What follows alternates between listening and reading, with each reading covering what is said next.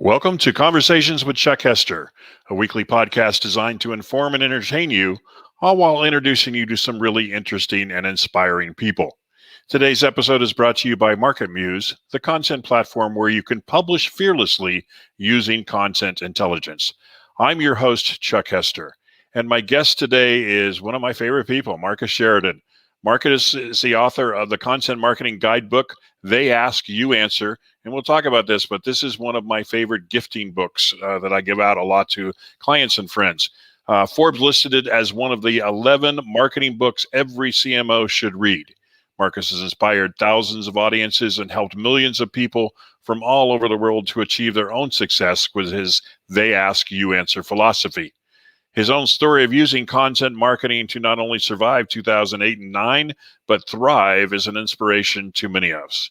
Welcome, Marcus. Yo, Chuck, it's great to chat today, man. We're going to get into it. Yeah, absolutely. I was talking to Bob Berg and several other people. We go to Content Marketing World and the like and get a chance to see each other in the hallways. This is my virtual hallway, if you will. Getting a chance to have the conversations with guys like you and Samson Webster and all kinds of really cool people. So thanks for coming out, man. I mentioned it at the top that we were going to talk about how you survived 2008, 2009. You've blogged on it. You've talked about it in your book. For those of you who are not familiar with Marcus, go order the book. But more importantly, tell us the story, man. I mean, it's a fascinating story to me. I can't remember exactly where I saw you first. It wasn't Content Marketing World. It was Orange County, California, small event, I think maybe in even 2010, where you first started talking about Sales Lion and what was going on there. So take it away, brother. Tell us more about that story. I want to hear. Yeah, so I started a pool company in 2001, essentially with two buddies. And it was a fiberglass pool company. And things were going okay for us. We're trying to grow the business up until market crashes, 2008, 2009. And that was a really bad time for pool companies. And we thought we were going to lose the business. In fact, I thought we were going to file bankruptcy. And it was during that time that I really started to just really learn about the internet and started reading all these fancy phrases like inbound marketing, content marketing, social media, all that stuff. And what I heard in my simple pool guy mind was, Marcus, if you just obsess over your customers' questions, then you might save your business. And so that's exactly what we did. We said, we're going to become the Wikipedia of, in our case, fiberglass pools. And we're going to answer every question, good, bad, or ugly. It doesn't matter. We're going to answer all of them, which was something that nobody had come close to doing at that time. And to make a long story short, it became the most trafficked swimming pool website in the world. And it just exploded the business. We went on to become manufacturers of fiberglass pools. Today, we have river pools and spas franchisees all over the country, which is really crazy, right? Because I didn't even know what really franchising was back when I started a business 20 years ago. Of course, I own an agency today, too. And I speak all over the world, except when there's pandemics, Chuck, at which point we have to do stuff like this, right? Right. So that's a big story. Yeah, exactly. And an amazing story too. And actually, when I was with the digital agency you were aware of about a year or so ago, we were working with car dealers, and we talked to them on a regular basis about, are you answering the questions that your customers are asking, or are you just trying to sell that next car? I want to say it's become a movement, but it's quite frankly, every once in a while I see somebody saying, oh yeah, we should probably tell stories and we should probably listen to our customers. And I really want to, reach out to them and say, I've got a book for you. I think we can probably help you out there. Well, you just take automotive for a second, right? Yeah, please. And I think that industry represents so many others. And by the way, if you're listening to this right now, please don't put yourself in that, yeah, but I'm different, we're B2B service-based business corner. I mean, the fundamentals of trust, they apply across the board. And if you say a phrase like content marketing, what are we really talking about? We're saying, how do we engender more trust? That's what we're trying to do as businesses. And that is the one thing that we're sure isn't going to go away. We don't know what's going to happen with Facebook. We don't know what's going to happen with Google. We don't know what's going to happen with YouTube. Those are finite platforms. Eventually, they're going to go away. But we do know trust is going to be fundamental to our business years from now. And so if we say, what must I do to become that most trusted voice in my space? Well, then we can change everything. And you take an automotive dealer, right? Just one little thing that I've, like everybody, I have bought things. I've bought automobiles. I've bought boats, whatever the thing is. And you see now they're finally starting to do reviews. of video reviews of their stuff or whatever it is. That's great. But here's what nobody still, for the most part, like 99% of businesses aren't doing, is they're not, when they're showing the product, when they're showing the thing, when they're explaining the service, they still don't talk about who it's not a good fit for. This is the essential element of trust.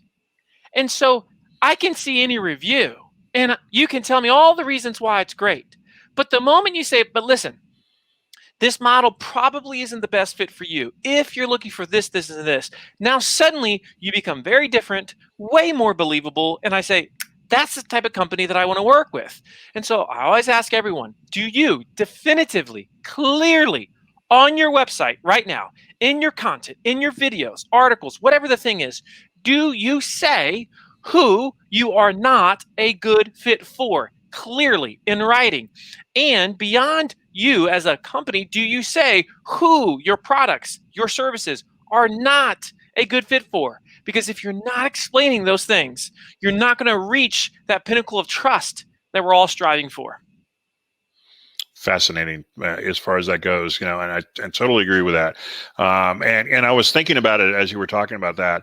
Our mutual acquaintance Bob Berg with Know Like and Trust, and Tamsin with Webster with her Red Thread, and even Drew Davis, who was on last week, talking about the loyalty loop and having customers talk about you for you, those type of things. I mean, man, if I could do a panel with you three and me, I'd just show up and let you guys talk. But all of that, there's a reason behind why you all three are doing what you're doing, is because you're finding it to be successful.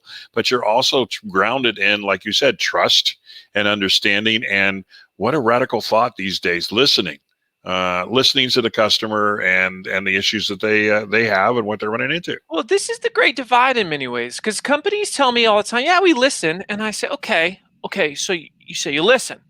All right, so let's do a quick brainstorm.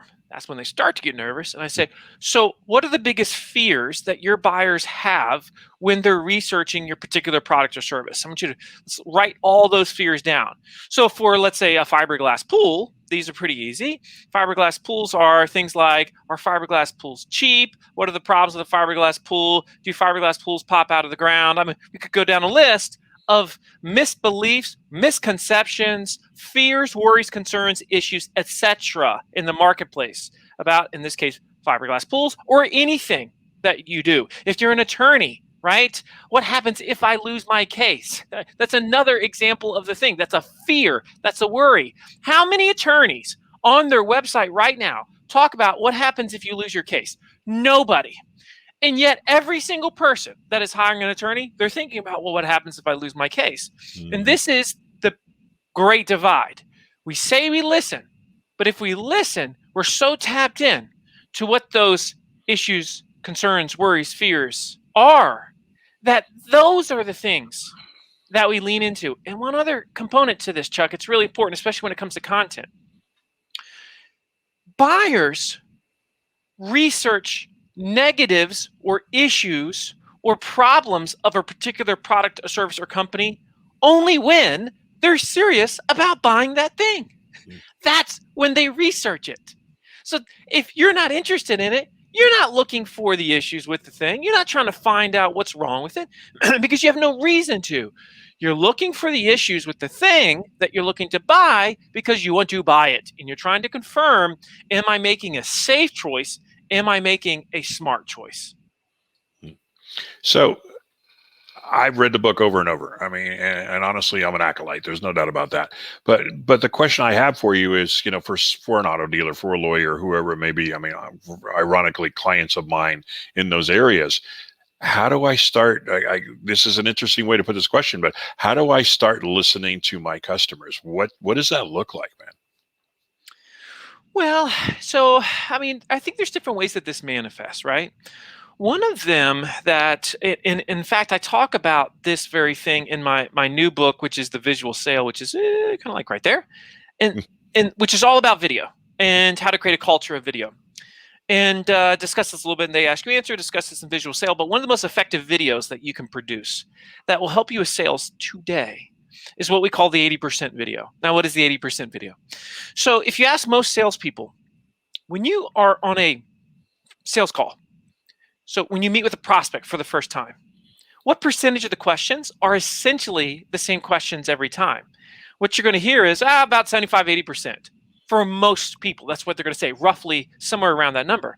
And so the question is, why do we continue to answer those same 75, 80% of questions over and over again, knowing they're going to come each time we have a sales appointment? It's like Groundhog's Day. So what you want to do is you want to brainstorm those questions. Most sales teams know what they are right now. That salesperson you have on your staff is like, what are the most repeated questions you hear over and over and over again? And so you choose the top 7 to 10. We have found that's the best range. And then you create one video that addresses all those questions. And then you integrate that into the sales process so that ideally you send it to them before the initial meeting so that when you do meet with them the first time, they're already knowing the answer to those questions. And not only that, but they've heard it from you. They've seen it from you. They learned it from you. And now, of course, that trust factor just explodes to the roof.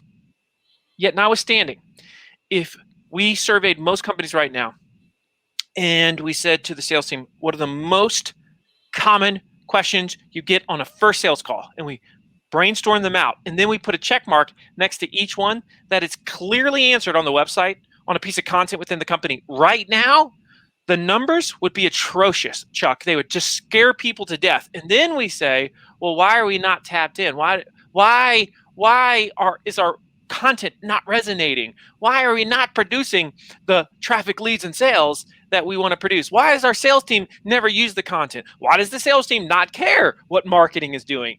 These are the reasons for that. So you got to merge the two departments together in terms of mindset. And a lot of companies call this a revenue team. And now you're constantly, when you're producing content, sales is part of that conversation. And sales realizes that they have to be a part of marketing. Marketing has to be a part of sales, especially in 2021 and beyond. Otherwise, you're going to have a rough road, brother. So that is the idea. And there's many other ways that we can do that, but that's where you start, the simplest of brainstorms. Okay. Awesome stuff. So let's talk a little bit about the new book and what that's all about. And published recently. I apologize for not knowing that. No, it's like 3 or 4 months ago. It's very recent. Yeah, it's very recent. And you know me, I don't promote really heavy. I'm not like one of those crazy, like big. Let me just ask every friend that I have to promote my book, which is there's nothing wrong with that. Right. I just don't really do it. I didn't do it. They ask you answer. I didn't. The visual sale is perfect for this time that we're in, which of course is a time where we're going from what was a more traditional way of buying and selling to a very virtual and visual and video-based way of buying and selling. And so many companies are realizing, I need to start doing video. How? Like, what's the first steps? And is this a marketing thing? Is this a sales thing? How do I get my team involved? How do I get them comfortable? The problem is, Chuck, most companies are outsourcing their video. Most companies at the same time realize that video is fundamental to their success. And I can tell you this, the future of the internet and your success, if you're a business on the internet, comes down to your ability to produce your own content and not sit there all day long and outsource it, because you're going to overspend and it's not going to truly represent your company like it should in almost every case. And you're never going to become the artist and the creator and the storyteller that you could be if you are not producing your own content. So I wrote this book to help companies be able to do that in-house. And the great thing about it is the main message, just like they ask you answer had 2 sections, a sales section and a marketing section to the book. Guess what? Visual sales section, marketing section to video. And the mistake that companies make is they approach video as if it's a marketing initiative, when in reality, video first should be a sales initiative. It should actually come out of sales budget. And a lot of people are like, what? Yes, it should come out of sales budget. And the first videos we produce should be used by the sales team tomorrow. And if they're used by the sales team right now, then the CFO, the CEO isn't saying, is this stuff actually making us any money. Instead, the COO or the CFO or whoever that person is, the business owner, is saying, look, our closing rates are higher. Our sales team is having more qualified conversations. This stuff actually works in terms of shortening sales cycles and increasing closing rates. That's the primary purpose for video with most organizations, at least those that have a sales team at all, any type of sales process. Then it's the marketing side, not the other way around. That's one of the main arguments of the book. And, it's doing great. People are loving it, just like they ask you answer. But that's what it's about, Chuck. I appreciate that.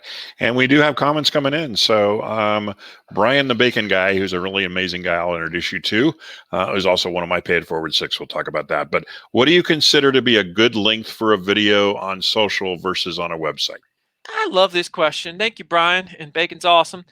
So the thing about this one, I think one of the worst stats in the history of the internet is this push that all videos should be 90 seconds or less, right? And we hear that, and it's because of a few elements that just screw it all up. What I mean by that is they'll say, well, this is what resonates on a platform like Facebook. Well, Facebook happens to be more of a short form video platform. At least it has been in the past. They're going to change it because that's all they do at Facebook is change stuff. LinkedIn is more of a medium length video platform. YouTube is certainly more of a long form video platform, which is, of course, why the number one ranked video on average for your number one search result in YouTube as a search engine is about 10 minutes long, right? And so the thing we always tell those that we work with, our clients, or anybody that asks is, look, answer the question as concisely yet thoroughly as possible. You can say that's conflicting. No, it's not conflicting. It just means you don't waste words, but you explain it and you teach it and you say it well. If it needs to be longer than 5 minutes, than 10 minutes, well, then do that. Generally speaking, the amount of time somebody's willing to spend watching video is consistent to where they are in the buying funnel. So, for example, if somebody just started thinking about today, maybe I should get a swimming pool in my future, they probably don't want to watch a long video. If somebody knows that there's a salesperson from River Pools and Spas coming to their house tomorrow, and we'll be asking them probably for a check, and they might be spending $100,000, do you think they're willing to watch more than a 10-minute video all day long? Our average customer has watched over 30 minutes of video before they buy. We've got the stats on this. And so generally for social, we adjust based on the specific platform.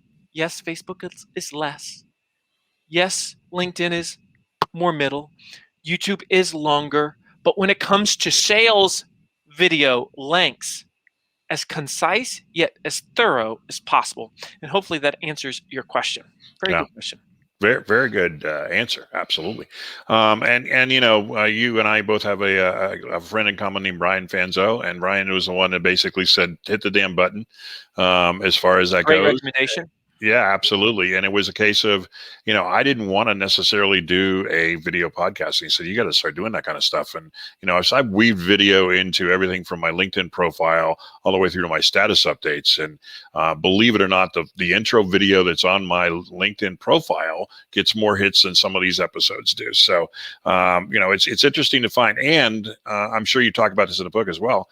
There's no excuse these days for not being able to do video because, with the iPhone where it is, and even my Android 20 that I've got going on right now, those videos are better than some of the professional videos I used to do 10, 15 years ago. Well, and to that point, there's a whole lot there to unwrap, Chuck. But, a lot of companies fail with video because their standards are so stupidly high that they don't push it out there. They don't ship it, as Godin would say, right? And the key to video is the willingness to understand that it's not going to be perfect. In fact, the goal isn't perfection. It's progress over perfection. And Fanzo's Press the Damn Button, he does a great job in that talk. He really does a great job describing this thing. And I just think this quest for perfection kills so stinking many brands and organizations. This is why we've got rich teenagers running around, because of the fact that they're not so afraid. In fact, when we talk to a client about this, we say, look, when it comes to video in general, your goal on a scale of 1 to 10, let's say, your goal from a visual production standpoint is 7 or higher. And with audio, it's 9 or higher out of 10, right? So that's why, for example, you're wearing a headset, I'm wearing a headset, we go headset free. But if we go headset free, unless we're having some type of, other type of podcast mic, it's not going to sound as clear as crisp. Yeah. I use this because it sounds so clear, and that's important to you. And it's one of those subconscious subtle things that we don't necessarily pick up on, but it makes a huge difference. And so, yeah, we want to be anal when it comes to the audio quality of our videos. But when it comes to that visual, you do not need to be Hollywood, nor should you be Hollywood in most cases. Yeah, and harkening back to when I used to do an audio podcast only, work with a guy named Shell Holtz at the for Media Release Network, and I was talking about the fact that I was going to be interviewing somebody, but it was in the Starbucks parking lot. He goes, "That's awesome. Do that kind of stuff. You want background noise, you want all that information. Those videos have come a long way from 2008, 2010 timeframe, but still make a big difference." Let's shift gears a little bit, Marcus, because you and I have known each other for a long time and worked together. And I've always considered you to be one of the uplifters, and that's something I shout out on a Friday basis as well, and a pay it forward guy. I want to take a second, and we'll get into your specific use of LinkedIn and ways that people can connect with you as far as that goes. But I want to take 2 minutes here, and I'm going to talk about the status update that you sent. And I'll give you a little bit of it. Journal entry, February 21st, 2016. Quote, "I've made no progress on my book in over a month. What the heck is my problem? This sucks." 5 years later, January 28, 2021, got word that they ask, you answer is being translated into Polish today. I'm not sure how many languages that now makes, but it's a bunch. My goodness, that book has changed my life and the lives of other people. And that, my friend, just about sums up any journey in life. There will always be dips. There will be unbelievable frustration, but there always will be moments of sheer joy and amazement. So first of all, kudos for that type of encouragement. And we talk about that. I talk about the fact as a pay it forward advocate that if, I never know who I'm going to be touching, and I never know who's going through crap. And right now, quite frankly, 2020 and 2021, that's the continued, we're all going through something. So having those type of words up, man, just amazing. And I know for a fact that is genuine and it coming from your heart. But so let's talk a little bit about 2021 and 2020. A kind of a trite question, but it's been a standard question I've been asking the last several guests. How has COVID affected your business, and how's it affected your clients' businesses? COVID has been a roller coaster, like many that are watching this, for everybody. From a business standpoint, for me, it's been the best of times, it's been the worst of times, right? So as an example of this, I've got a swimming pool company, many that already know that. And COVID was like a rainbow for swimming pool companies and industries, just like it was for the boating industry. And so we've never had more sales because it's a backyard product. It's a getaway product. And so many people are trying to find a way to get away without having to necessarily go away, right? So the swimming pool industry has exploded. And I was really stunned at the overall result. I predicted that we were going to have a staycation trend. I didn't know it was going to be that big. At the same time, with my company Impact, which is a digital sales and marketing, education and training company, we have seen that, it's been a little bit like this. I would say we were down last year about 10, 15%, somewhere in that range. And so it definitely affected us there. As a speaker, of course, it had just a dramatic impact. I lost $500,000 in speaking engagements last year after and most of that was within 30 days. And so that's, and I had employees, right? And so very, very much affected those things. Notwithstanding, we did pivots. And that's the thing, is we have to recognize as business owners, as leaders, okay, this is what it is. So what can we do about it now? What is the action that I'm going to take? I'm going to live in the solution. That's, one of our, monikers, our adages. And so how can I live in this solution? And one of the things that I did that was incredibly successful in 2020 is as soon as COVID hit, I spent all my time talking about virtual selling and how to take your sales team and go from what is traditionally selling in person face-to-face to now having to sell over video face-to-face. So how do you take a sales team that's pushing back on that and doing it well? So since that time, I've been training companies like Duracell and just massive organizations on virtual selling, something I really wasn't talking about a lot in the past. Boom, now all of a sudden I'm known for that thing. I leaned into it. I mostly, of course, did it through LinkedIn, through some other writings, but LinkedIn is my home. That's where I play. That's where I focus. And I appreciate what you said too, Chuck, about my mindset, because, I just got to say, there is enough negative Nellies out there that we don't need to join in. And I frankly don't feel like complaining and pointing out flaws is a strong business model that's built to last. Eventually, it wears out. It's not sustainable. It's not good for energy. And there's a lot of people, believe it or not, that their entire business model is built around complaining, pointing out flaws, pointing out issues, etc. with this, that, or whatever. My mindset is, okay, how can I uplift? How can I inspire? How can I be honest? How can I be real at the same time? Because we don't want this just to be like, butterflies and rainbows. We want reality. We want to speak in reality, but we also need to show the half full side of this cup. And it is half full. I'm going to stay with that until the day that I die, right? And that's the mindset I choose to have. It's not because of what I've had in the past. It's because that's the choice that I have made. And we all have that choice. I believe that. And that's the choice that I've made. And it's benefited my brand very, very well. Yeah. Yeah, and mine as well. I mean, is the bottom line on that, and to add on that, and I know you do this, and not necessarily consciously. Hey, you know what? I'm suffering, man. I mean, I got issues, and this is what's going on. We're all in this together. It's one thing to say, "Oh, I'm sorry you're going through this." It's another thing to say, "You know what? I'm not feeling it today, and I really hate Mondays." Those type of things can happen. Be able to do that. Now, you've taken over a role that I normally have, Marcus, and that is the softball pitch interviewer. And you already mentioned my favorite platform, which is LinkedIn. And my normal question is, what's your take on social media? What's your favorite platform? But let me read this because it's part of your LinkedIn profile. Rated #1 top voices LinkedIn for entrepreneurship and small business. That would be Marcus Sheridan, and that would be this hashtag as well. They ask, you answer. And you're doing one thing that I have not yet, even though as a LinkedIn trainer for 15 years, I get most of this stuff early on.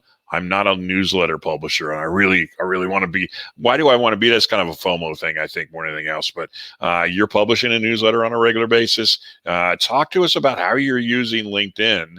I've kind of given you a little bit of that, and then how people can get in touch with you, because I know you're above the connection level as far as that goes. But talk to us about that. Yeah, obviously, hopefully you're going to follow me on LinkedIn. I love LinkedIn because it is, for the most part, a place of positivity, and it's not about tribalism. There, it is about unity, and that's what I'm interested in. And I feel like one of the better decisions I've ever made as a business person, certainly for my personal brand, was just saying, you know what, I'm going to put my chips on LinkedIn, and that's my focus. So I don't get distracted. I don't care that there's this thing called Clubhouse. I've been invited so many times, and I just have not done it because I just don't care. I don't have the fear of missing out on that platform because I'm too excited about what I'm doing with my other plans. I got a plan. One of these days, Clubhouse might fit into that plan, but today it doesn't fit in that plan. And so we can be a jack of all social media trades and ultimately become a master of none. Or we can be a master of one. And I have decided that where I want to master is LinkedIn because it aligns with where I feel like I want to be. And that's where my focus is. And it's been a great choice. Yeah, and you don't need to tell me on LinkedIn. I mean, that's one thing. And you and I worked in the past on getting you up and running on that. So I'm excited to see where you are now. Is pretty amazing as far as that goes. I'm going to take a chapter from a friend of mine, Adam Sinkus, who's one of my pay it forward seekers, also has a LinkedIn live broadcast. And by the way, just so the folks know, LinkedIn Live is an interesting animal in that, supposedly, if you are doing video on LinkedIn, it should be less than 9 minutes. If you're doing a LinkedIn Live broadcast, it has to be more than 30. That's one of the rules. So it's interesting to see how they're trying to figure all that out as well in what you go. But all the way back around to my good friend Adam and, his thing. If you were to leave our audience with one or two things that you would want them to take away from this conversation, what would that be? Yeah, before I jump, because I'm sad to say I got a call coming up, but I do want to leave you with this. If you're listening to this, first of all, thank you, Chuck. Thank you, Absolutely. everybody, for listening. I would say one of the key elements of building a brand that is likable, that is trustworthy, is you follow the adage, it's dumb not to dumb it down. In other words, you don't have to prove yourself on social media. You don't have to prove yourself on video. You don't have to show that you're smart. In fact, if you do that, if you try to show you're smart, you're going to probably distance yourself from your audience. But if you just seek understanding, you don't try to sound smart, and you say it in a way that everybody understands it, now all of a sudden you're going to resonate with the marketplace. So remember the phrase, it's dumb not to dumb it down. Remember the phrase, the moment you try to sound smart is the moment you're going to start to sound stupid. And it's so true. So true. You don't need to prove yourself. Just teach us what life has taught you, and you're going to be very successful. Marcus Sheridan, I knew this was going to be awesome, but it was great. I mean, and feedback already on comments and stuff going on. As usual, my friend, it's always great. And I'm looking forward to potentially 2021 content marketing world. We'll see. But I'll tell you one thing I know you as well miss, and that's the hugs, brother. So as soon as we sure thing. We'll definitely do that. Thanks for taking the time today, man. I greatly appreciate you. Thank you, brother. All right. Take care. All right. So that was Conversations with Chuck Hester. Like I said, I knew for a fact that this was going to be a really good conversation, and I appreciate all the comments back in. And as a matter of fact, I'm going to break format a little bit and say, CGAT, thank you for the background. And for those of you who want to try and guess, send a comment as to whether or not that's a live background or not. Because I get both, and I know what it is, obviously, but we appreciate that. So it was a really lot of fun and be able to do that. As I mentioned earlier, this broadcast is replayed on LinkedIn. It will be on Facebook as well. I work with Anchor FM, and that is for the audio portion of the podcast. So take a look at it, and my YouTube channel as well. You can subscribe to that, and that information is in my in my LinkedIn profile as where it should be. And now I want to take just 2 minutes to talk about Paying It Forward and my favorite initiative that we're in the middle of right now, and that is Pay It Forward Tuesdays. So always a special shout out to Adam Sinkus and Jennifer Radke, Bob Shears, Lori Marrero, and now Brian Basilica, who's actually involved with this as well. We are now the Pay It Forward 6, and I'm very excited about that. For those of you who don't know what the Pay It Forward Tuesdays initiative is, we select a new recipient on the third Tuesday of every month, and that can be either a 501c3 or an up-and-coming entrepreneur. And the 6 consultants then provide 30 minutes each, close to 2 hours worth of consulting to that organization, having fun doing that. So if you know somebody who wants to be a nominee, go to payitforwardtuesdays.org. We now have our own website as well. And if you're a company or an organization that provides products and services to the small business entrepreneur community, you can also participate in Pay It Forward Tuesdays, because we're looking for in-kind donation to help out our 2021 recipients. Great way to pay it forward while building brand equity in your community. And not only that, but building team corporate social responsibility as well in this Zoom culture, if you will. So contact me for more details on that. And I greatly appreciate that. And I want to shout out our sponsor, and that's Market Muse, where you can publish fearlessly using content intelligence. If you want to get started on a free trial, you can use code HESTER15 for 15% off at select packages at marketmuse.com. So once again, this is a little bit of a departure for me, because normally I don't work with these type of interviews. But my guest is Johnny Reddick, and Johnny and I got a chance to meet through LinkedIn and through Lunch Club as well. Johnny has a 29-year career in law enforcement and now works with police executives in law enforcement and public safety, CEOs at corporate and government and nonprofit businesses. Her coaching focuses on building trust and legitimacy and creating engaged leadership to build wholeheartedly and inclusive organizations. Great mission as far as that goes. So, like I said earlier, please feel free to share this podcast with your friends and connections. Greatly appreciate that. Subscribe to my YouTube channel. Follow me on LinkedIn as well. And by the way, if you're interested in learning how you can improve your marketing and LinkedIn presence, well, then contact me on LinkedIn and mention this podcast for a free 15-minute discovery call. So that's it for this week. Until next time, this is Chuck Hester reminding you that if you need to be uplifted, uplift someone else first. It really works. So stay well, stay connected, and always pay it forward.